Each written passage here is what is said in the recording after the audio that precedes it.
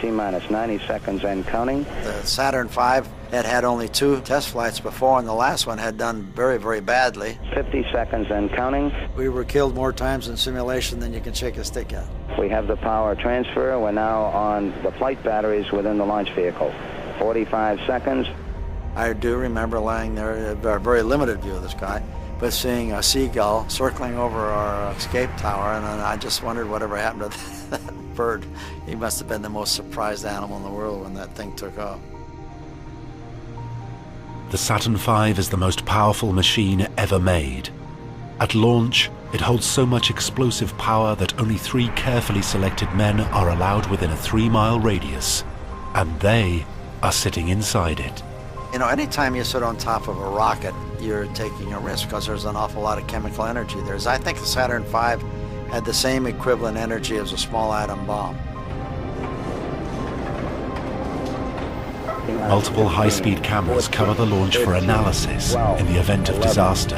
10, 9, we have ignition sequence start. The engines are on. 0, 3, 2, 1, 0.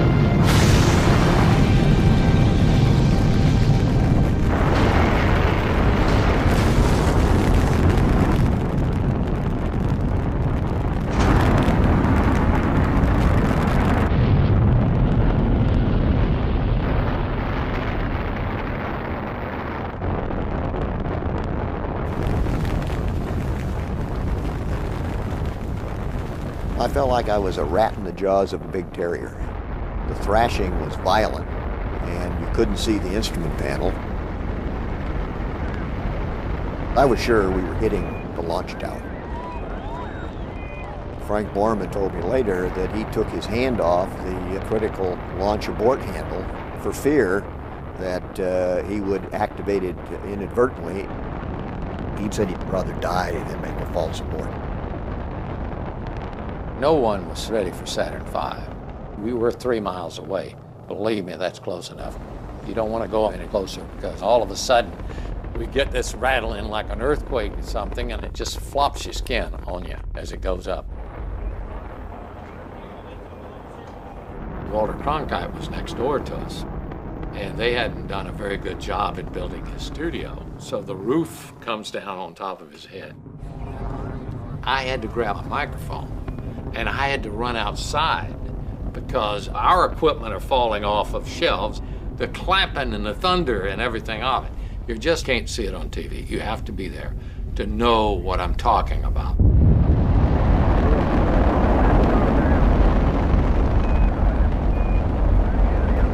The Saturn V breaks the sound barrier within a minute, burning more fuel than any other rocket, lifting the mass of a sea-going ship. It burned over 1,000 gallons of fuel a second, lifted 6.8 million pounds, about the equivalent, as I recall, of a Navy destroyer. 5 engines in the first stage blast the Apollo 8 spacecraft to 7 times the speed of sound.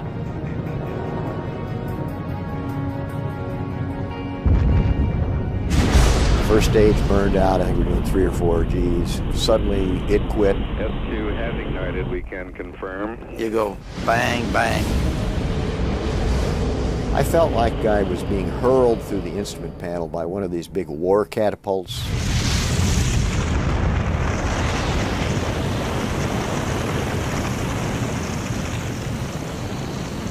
After less than 3 hours orbiting the Earth, Apollo 8 is cleared to blast thrusters, throwing them out of orbit towards the distant moon. I lit the third stage to get the velocity, which is almost, it's over 24,000 miles an hour. It reminded me of going into a tunnel. You could actually almost see the Earth shrink as we sped on our way, on the way to the moon. Quite an interesting sight. As Apollo 8 hurtles at 24,000 miles per hour to the moon, the crew is given the first ever view of the whole Earth as a globe.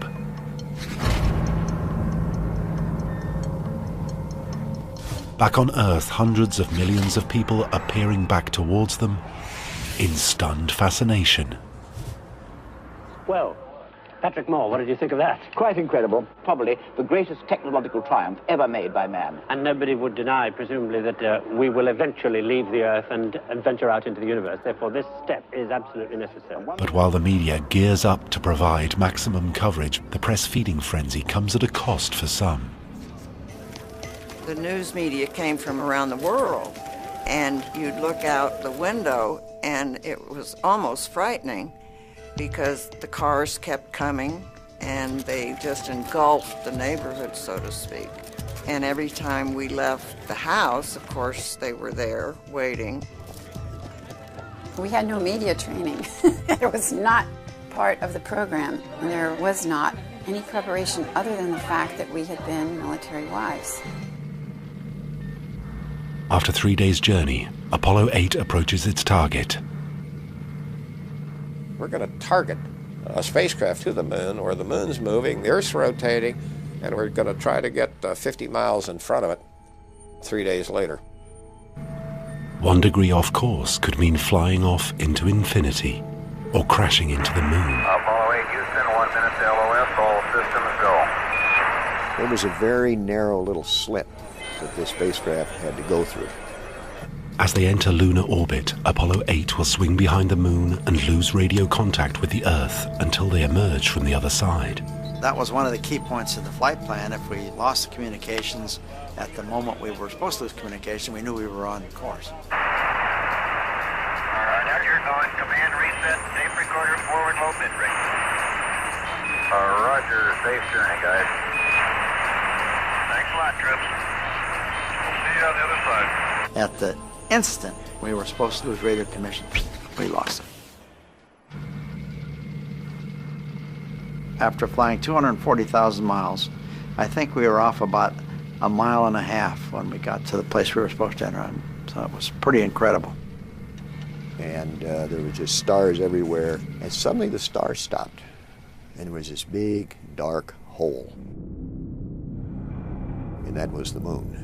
And I must say the hair went up on the back of my neck when I saw that. The idea of romance seems to leave you when you're that close. It was an incredible sight to see for a moment. Very incredible. 0.9 by 60.5. Apollo 8 reaches the far side of the moon, only 70 miles above its surface. The first ever sighting by human eyes. As they scan the lunar surface with their cameras, the men are unprepared for a bigger surprise up ahead. When we made the burn, Frank turned the spacecraft 180 degrees and rolled. Now, for the first time, when the Earth came up ahead of us, that's when we were amazed at this beautiful planet.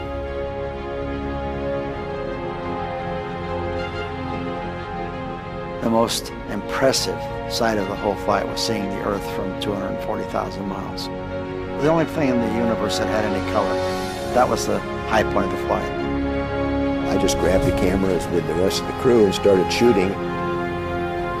The result is one of the most famous photographs in history. It's called Earthrise. The Earthrise picture tells us more about the Earth and what it really is than what we have here. And you can only see it when it's so far away that your thumb can hide it when you put it up to the window. Though we had prepared for and trained to go to the moon, to study the moon, what we really discovered was the home planet Earth. For all the people back on Earth, the crew of Apollo 8 has a message that we would like to send to you. In the beginning, God created the heaven and the earth. And the earth was without form and void, and darkness was upon the face of the deep. When the crew started reading from the book of Genesis, this was the magic time for us because it put this whole context of space and what we were doing, I think, in a very appropriate fashion. It turned out to be, from our vantage point at least, perfect, because you could see almost what the beginning was, and then of course in the distance was the Earth as it is today. And God said, Let there be light. And there was light. It happened to be Christmas Eve. It happened to be Genesis. And Genesis was significant. So it made a huge impact. I mean, we were all sitting there crying. Oh, it was just such a perfect way to end it. And God bless all of you on the good earth.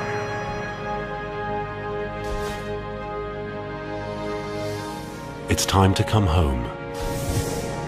To break free of lunar orbit, Apollo 8 will rely on its rocket to fire one last time, steering them back towards Earth. Chris Kraft came by the house to see how we were doing. And I said, Chris, you have got to tell me the truth. Please, please tell me what you think the chances are that you're going to get them out of lunar orbit. Well, I think I told Susan that the chances of mission success were probably 50-50. And I said, you honestly are going to give them a 50-50 chance? He said, do you buy that one? I said, yes, I'll buy that, because I wasn't giving them that big a chance. Susan thought we weren't going to make it. I never had any question that we would. 37 agonizing minutes of radio silence pass as the spacecraft makes its final trip behind the moon. All anyone can do is wait. Unquestionably, the most tense moment was firing the engines behind the moon on the return to Earth. Because if you know anything about science and engineering, you know it doesn't take very much for the damn thing to go wrong. Nobody could really know if the million details that had to work could all come together and make a successful mission. When you know they're in their last lunar orbit and they go behind the moon, I was so deep in prayer that I don't think I even really heard much of what was going on that squawk box. Apollo 8, Houston, over. Apollo 8, Houston, over.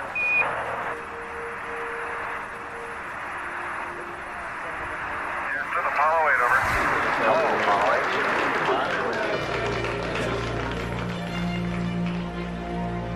8. The relief at that moment, I really don't think I could describe what I felt. We were just ecstatic. It was just a triumphant moment, and even the children seemed to really grasp that part of it.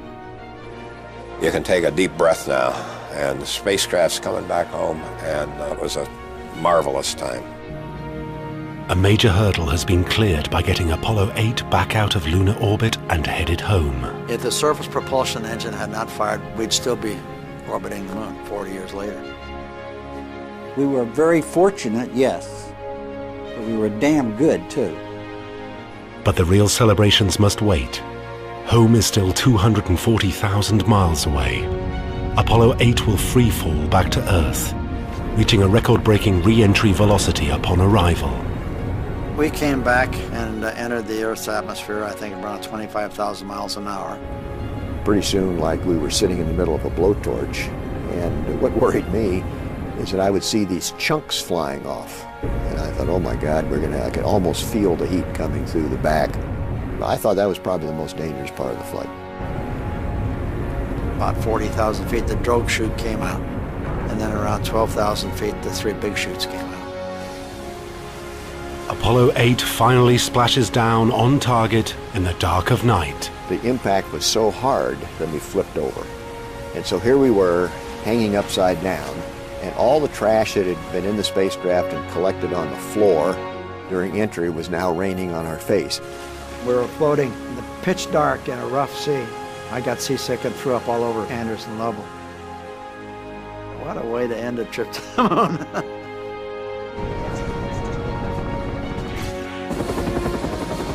The huge milestone of Apollo 8 is that humans reach the moon. The final task now awaits: to land on it. Apollo 9 will bring NASA one step closer to that ultimate goal. Multiple high-speed cameras cover the launch for analysis in the event of disaster. 10, 9, We have ignition sequence start. The engines are on. 0, 3, 2, 1, 0.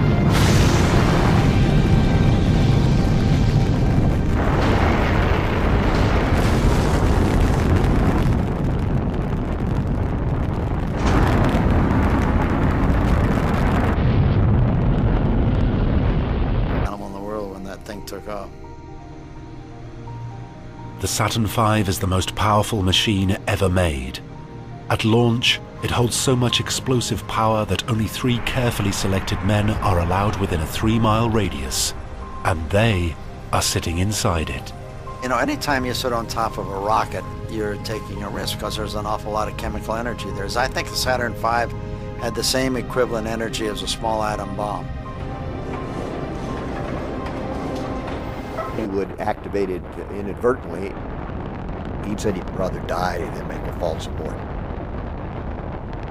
No one was ready for Saturn V. We were 3 miles away. Believe me, that's close enough. You don't want to go any closer because all of a sudden we get this rattling like an earthquake or something, and it just flops your skin on you as it goes up.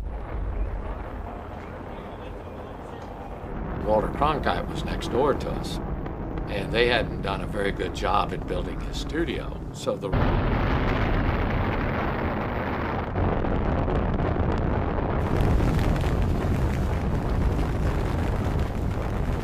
I felt like I was a rat in the jaws of a big terrier.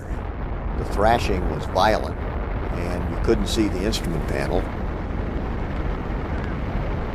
I was sure we were hitting the launch tower.